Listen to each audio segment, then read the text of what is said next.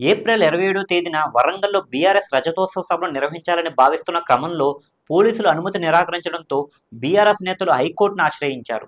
ఈ క్రమంలో దీనిపై విచారణ జరిపిన హైకోర్టు రాష్ట్ర ప్రభుత్వంతో పాటు వరంగల్ పోలీసు కమిషనర్‌కు నోటీసులు జారీ చేసింది.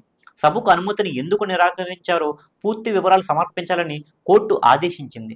లక్షలాది మందితో సభ నిర్వహించి మళ్లీ ప్రజాక్షేత్రంలో దూకుడుగా వెళ్లాలని భావిస్తున్న బీఆర్ఎస్ పార్టీ హనుమకొండ జిల్లా ఎలకతుర్తి వద్ద సభను నిర్వహించడానికి ఏర్పాట్లు చేస్తుంది.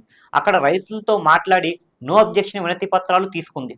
ఇక సభ నిర్వహణ కోసం శాంతి భద్రతల పరిరక్షణ, ట్రాఫిక్ సమస్యల పరిష్కారం తదితర ఇతర విషయాలతో పర్మిషన్ కోసం బీఆర్ఎస్ నేతలు మార్చి 28 తేదీతో పాటు ఏప్రిల్ 4వ తేదీన 2 సార్లు సభ అనుమతి కోసం పోలీసులకు వినతి పత్రాలు ఇచ్చినప్పటికీ పోలీసులు ఇప్పటి వరకు ఎటూ తేల్చకపోవడంతో అధిష్టానం నిర్ణయం మేరకు బీఆర్ఎస్ హనుమకొండ జిల్లా అధ్యక్షుడు మాజీ ఎమ్మెల్యే దాస్యం వినయ్ భాస్కర్ హైకోర్టును ఆశ్రయించారు.